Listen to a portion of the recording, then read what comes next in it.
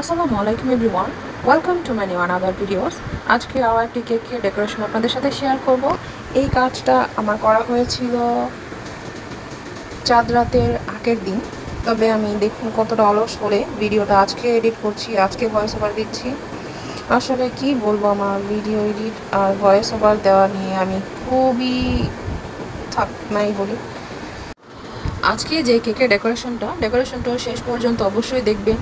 এত প্রিটি লাগছিল, খুবই সুন্দর। এটা একটা কাস্টমাইজ করা কেক ছিল। তবে আপু যে পিকচারটা সাজেস্ট করেছিল, আমি হয়তো পুরোপুরি তেমনটা না করতে পারলেও কেমন হয়েছে অবশ্যই আপনারা জানাবেন। তো আমাকে যে পিকচারটা সাজেস্ট করেছিল, ওই পিকচারটার মধ্যে যে ডেকোরেশন ছিল ওটা ছিল হচ্ছে বাটার ক্রিমের মধ্যে, মানে বাটার ক্রিম দিয়ে ডেকোরেশন করা। আর আমারটা হচ্ছে হুইপড ক্রিম দিয়ে ডেকোরেশন করা। আপনারা তো বুঝতেই পারেন, বাটার ক্রিমের ডেকোরেশন আর হুইপড ক্রিমের ডেকোরেশন দিন রাত তফাৎ, কালার কম্বিনেশন আর দিন রাত তফাৎ। আর তারপরে কেকের ডিজাইন তো আছেই। তারপরেও আমি চেষ্টা করেছি কিছুটা ওরকমভাবে ডেকোরেশন করে দিতে। তো তাদেরও খুবই পছন্দ হয়েছে, তাদের টেস্টটাও খুবই ভালো লেগেছে এবং আমাকে খুবই সুন্দর একটা ভিডিও করে রিভিউ দিয়েছে।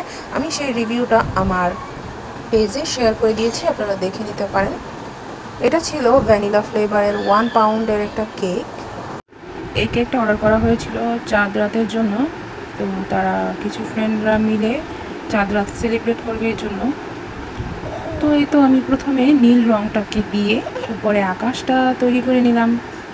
এরপর আমি নিচে কিছু ইয়েলো কালার, এরপর পার্পল কালার দিয়ে নিচের কম্বিনেশনটা করব। কালার কম্বিনেশনটা কিন্তু খুবই সুন্দর এসেছিল। শেষের দিকে আপনারা বুঝতে পারবেন এই কেকটার কালারটা কিন্তু খুবই ভালো লেগেছে। ইদানিং এখন যে পরিমাণের গরম, ওই গরমের মধ্যে আসলে এই ক্রিম দিয়ে কাজ করাটা খুবই কঠিন হয়ে যাচ্ছে।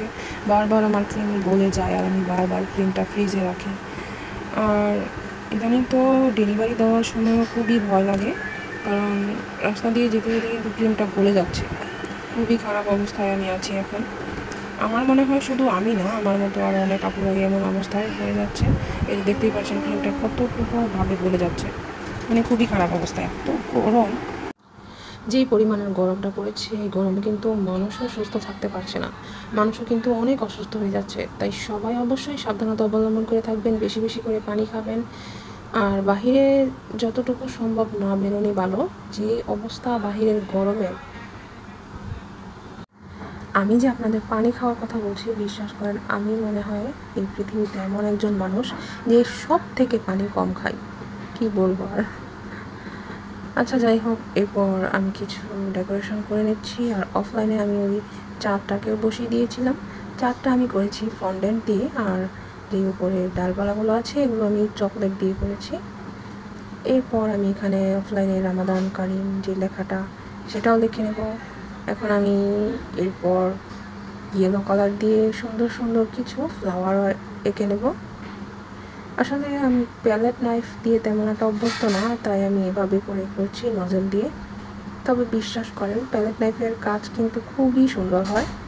তবে আমি তেমন একটা প্যালেট নাইফে অভ্যস্ত নই, যেহেতু আমি নতুন কাজ করছি। ইনশাল্লাহ আমি আস্তে আস্তে সব কিছুই শিখে যাবো। আপনারা আমার সাথেই থাকবেন, আমার জন্য দোয়া করবেন।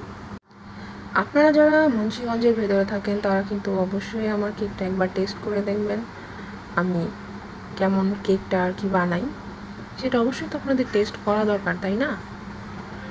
তো অবশ্যই আমি আপনাদেরকে সাজেস্ট করব আমার পেজটাকে একটু ঘুরে দেখার জন্য। যদি ভালো লাগে পেজটা ফলো করে দেবেন।